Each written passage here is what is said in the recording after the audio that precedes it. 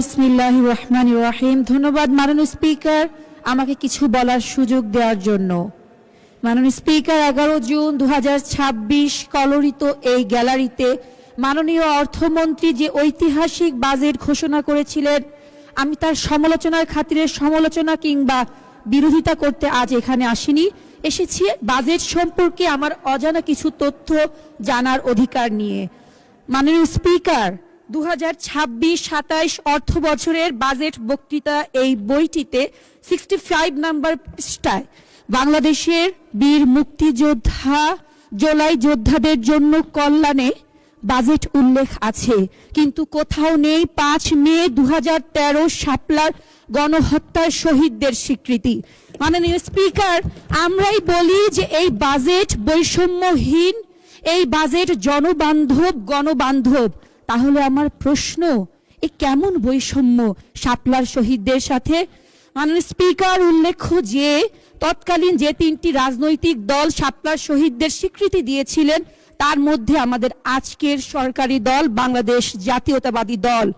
আরো উল্লেখ্য যে অন্তর্বর্তীকালীন সরকারের সময় স্থানীয় সরকার প্রকল্প তাদের বাজেট থেকে জুলাই যোদ্ধাদের সাথে 18 অক্টোবর 2025 শাপলার শহীদদের কয়েকটি পরিবারকে এককালীন অনুদান দেওয়ার কার্যক্রম শুরু করেছিলেন। তাই মাননীয় স্পিকার, আপনার মাধ্যমে মাননীয় অর্থমন্ত্রীর কাছে আমার বিনীত অনুরোধ, বৈষম্যহীন এই বাংলাদেশে বৈষম্যহীন বাজেটে সব শহীদ সমান মর্যাদা পাক। মাননীয় স্পিকার, এখন আমি চলে যাব টেক্সটাইল ইঞ্জিনিয়ার হিসেবে ব্যবসা বান্ধব আমাদের বাজেটটিতে। আমার অনেক মাননীয় বিরোধী দলের সংসদ সদস্য বলেছেন আমরা কেউ নাকি টেকনিক্যাল কোনো পয়েন্ট বলিনি, তাই আমি টেকনিক্যাল একটি পয়েন্টই বলছি। মাননীয় স্পিকার, আমাদের অর্থনীতির যে মূল চালিকা শক্তি, যা কিনা রপ্তানি আয়ের 85% এবং জিডিপির প্রায় 12% ধরে রেখেছে, সে আরএনজি এবং টেক্সটাইল খাতের সারা বছর বাজেটের দিকে তাকিয়ে থাকে শুধুমাত্র পলিসি সাপোর্ট, শুল্ক ছাড় নীতির জন্য। কিন্তু এই অর্থ বছরের বাজেটে সবচেয়ে বড় টেকনিক্যাল যেটা সংশোধন সৃষ্টি করেছে, চেঞ্জটা, তা হচ্ছে বন্ড লাইসেন্স ছাড়া শুল্ক মুক্ত কাঁচামাল আমদানির সুযোগ বাড়ানো। এমনকি 30% যে ভ্যালু এডিশনের শর্ত ছিল তাও পুরোপুরি তুলে দেওয়ার প্রস্তাব এসেছে। মাননীয় স্পিকার, আপনার মাধ্যমে আমি মাননীয় অর্থমন্ত্রীর কাছে জানতে চাচ্ছি, এই সিদ্ধান্তের ফলে আমাদের উইভিং, স্পিনিং, ডাইং, ফিনিশিং এবং অন্যান্য ব্যাকওয়ার্ড লিঙ্কেজ যে শিল্পগুলি আছে তা কিভাবে টিকে থাকবে? হাজার হাজার শ্রমিকের কর্মসংস্থানের দায়িত্বই বা কে নিবে?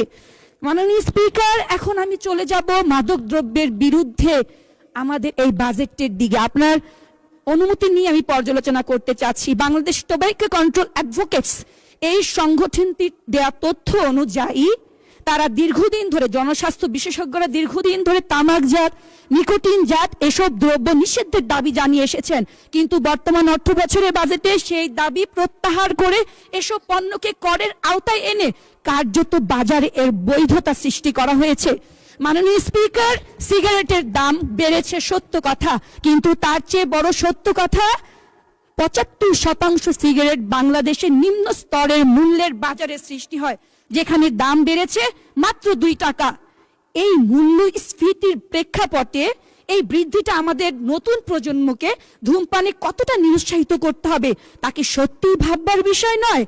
মাননীয় স্পিকার, এখন আমি চলে যাব একটু শিক্ষা খাতে। সময় অনেক কম, যদি মেহেরবানি করে সময় দেন আমি কৃতজ্ঞ থাকব।